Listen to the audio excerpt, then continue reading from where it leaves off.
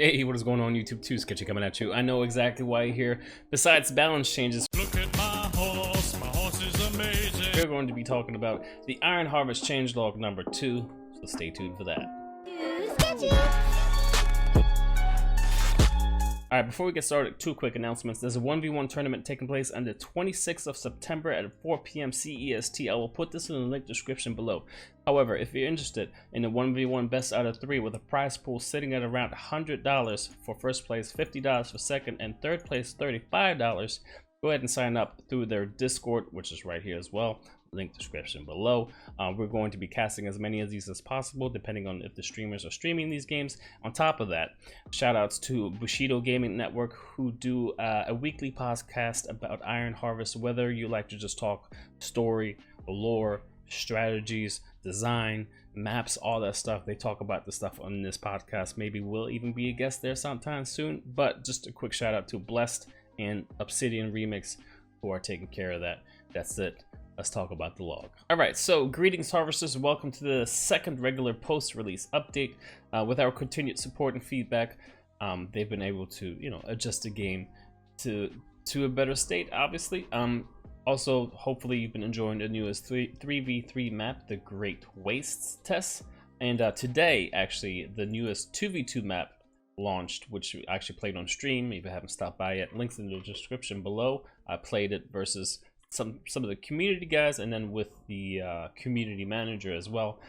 They've also released a detailed codex, which we are going to take a look at. I absolutely love it. However, let's talk about some of the general changes. Okay, so reposition some of the crates and surrounding terrain on the Greatest Wastes multiplayer map. So you're gonna have to dive back into the 3v3 map that was released last week and start exploring what was changed there.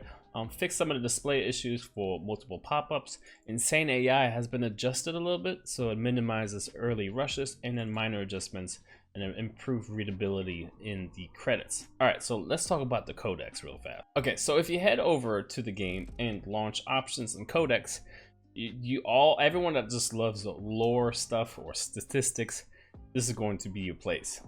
Not only are there very detailed information about their build costs, traits, combat, and other things like bear stats, but also every single unit is in here, ranging from engineers to grenadiers, gunners, mechs even. And take a look at all this beautiful artwork that comes with it. It's absolutely amazing. I said that this looks like figurines, especially Anna. She looks like a figurine. Besides that, you also have lore describing every single character, main character in the campaign, so you can get a nice little read through, learn more about every single character. And then also you can go ahead and head back if you want to remind yourself some of the tutorial steps that you were given during the campaign. I think this is really cool. It's going to be adjusted as the game progresses. Obviously they can balance things out, adjust numbers and whatnot, and everything's going to be right here, so you can compare. For example, Gunther von Duisburg, I think a compare screen would be nice, but Gunther von Duisburg, or Anna actually, is 340 and 3. If you go to Gunther, 350, 75 and 3. So you can start comparing statistics based on their health, speed, range, damage, firing rate, and also their build costs. All right, so Harbor City, the 2v2 map, is the newest map that just got released. Surviving the Onslaught 2 Sketchy has created this introduction to prepare you for the new map.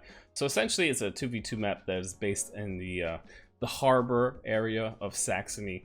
It is the homeland of Saxony, so-called, and it's a really good map. I did make a short little video for you guys, just showcasing some of the aspects of the bridges and choke points and overall just aesthetic of how the map feels. I think it's a really cool 2v2 map. You should definitely check it out if you haven't yet.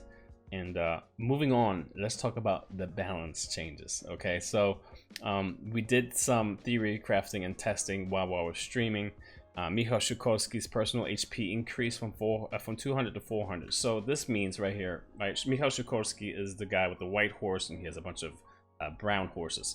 Him on the white horse, his HP got increased, but all the other horses, as you can see, other cavalry soldiers actually got decreased in HP. So they are a lot squishier now, meaning that they can die sooner, meaning their damage output isn't going to be as great. The sticky bomb explosive timer has been decreased from 8 seconds to 2 seconds, So you used to be able to throw your grenades, stick onto them, and then for 8 seconds nothing would happen. Now it's in 2 seconds, so it's a little bit faster. Nothing really changed there damage wise. However, melee damage versus light armor has been decreased from 30 to 20, so that's a 10 damage decrease, or I guess you can say nerf. And then also melee damage versus medium armor decreased from 30 to 10, so that's a 20-point nerf.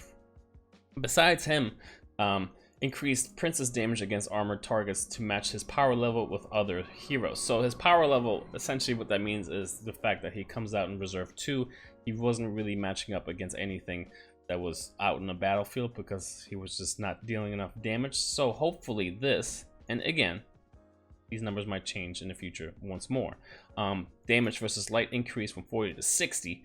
So he actually hits like a truck, especially against things like the Strashnik, the Śmiały, the Ognivo. So if he lands his shots, he's going to be able to deal a lot of damage, but it gets a little harder as you move further down the road, especially against medium armor from 30 to 50, and then heavy armor 30 to 40. So the roadmap.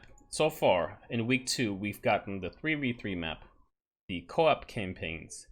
Week 3 is this week, which we've received the newest map and the glossary, which is the Codex we just showed. And then ranked mode is next week, which should be pretty exciting. Autocast abilities, I've asked the community manager what that is all about. Essentially, for people that can't multitask as well, characters and mechs and stuff are going to launch abilities by themselves whenever they need to, essentially. And then week 5, very exciting time as well, the new 1v1 map. Be sure to stay tuned. Obviously, I'm going to make a video for that as well as we progress.